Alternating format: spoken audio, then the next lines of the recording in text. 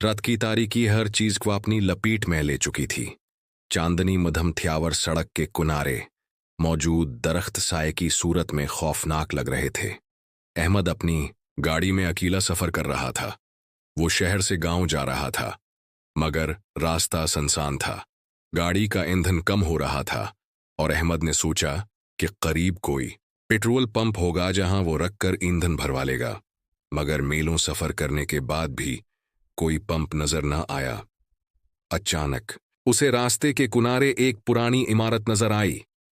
वो एक कदीम मुसाफिर खाना था जो बरसों से सुनसान पड़ा था। अहमद ने गाड़ी रोकी और अंदर जाने का फैसला किया। पुरअसरार मेहमान खान हमसाफिर खाने के अंदर रोशनी मधम थी।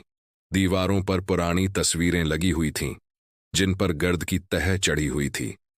अहमद ने दरवाजा खटखटाया तो एक बूढ़ा शख्स दरवाजा खोलकर बाहर आया।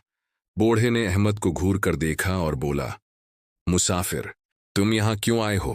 ये जगह तुम्हारे लिए नहीं है। अहमद हैरान हुआ और कहा, मुझे बस कुछ देर के लिए आराम करना है, मैं सुबह होते ही चला जाऊंगा। बूढ़े ने गहरी सांस ली और कहा, ठीक है, मगर याद रखो, आधी रात के बाद अपने कमरे से बाहर मत निकलना। जो भी आवाज आए उस पर कान मत धरो। ये कहकर बूढ़ा अंदर चला गया और अहमद को एक कमरा दे दिया। अहमद ने उस अजीब व गरीब हदायत को नजरअंदाज किया और कमरे में जाकर सो गया। पुरअसरार आवाजें आधी रात के वक्त अहमद की आंख खुल गई। उसे महसूस हुआ जैसे कोई कमरे के बाहर चल रहा हो। कदमों की आवाजें आ रही थीं, कभी करीब, कभी दूर। अहमद ने दरवाजे की दृष्टि से बाहर झांकने की कोशिश की, मगर बाहर अंधेरा था। अचानक किसी नियाज के दरवाजे पर आहिस्ता से दस्तक दी। कौन है? अहमद ने आहिस्ता से पूछा, मगर कोई जवाब न आया। फिर दस्तक दोबारा हुई, इस बार पहले से ज्यादा जोर से। अहमद ने दरवाजा खोला, मगर बाहर कोई नहीं था। पुरअसरार शख्सियत अहमद का दिल जोर जोर से धड़कने लगा। उसने दरवाजा बंद किया और बस्तर पर बैठ गया, मगर अचानक उसे लगा जैसे कोई उसके कमरे में मौजूद हो। साए की शक्ल में एक परछाई सामने आई। वो परछाई किसी इंसान जैसी थी, मगर उसका चेहरा धुंधला था। तुम यहां क्यों आए हो? वो साए ने सरगोशी की। अहमद का जिस्म कांपने लगा। मैं बस रास्ता भटक गया था, मुझे कुछ नहीं मालूम। परछाई हल्की हंसी हंसी और बोली, यह जगह इन लोगों के लिए नहीं जो जिंदा हैं, ये इन लोगों का ठिकाना है जो कहीं और से आते हैं। हकीकत का इंकशाफ। अचानक अहमद को एहसास हुआ कि वो कोई आम मुसाफिर खाना नहीं, बल्कि एक ऐसी जगह है जहां सदियों से भटकती हुई रूहें मौजूद हैं। वो बस्तर से उठा और दरवाजे की तरफ भागा, मगर दरवाजा खुद ब खुद बंद हो गया।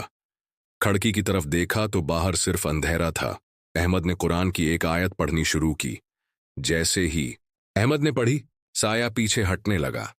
उसकी चीखें सुनाई दें और फिर वो धुएं की तरह गायब हो गया। दरवाजा खुल गया।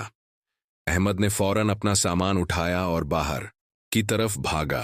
बूढ़ा शख्स दरवाजे पर खड़ा मुस्कुरा रहा था। मैंने तुम्हें कहा था ना कि आधी रात के बाद बाहर मत निकलना, बूढ़े ने कहा। अहमद ने बूढ़े की तरफ देखा और पूछा, ये जगह क्या है?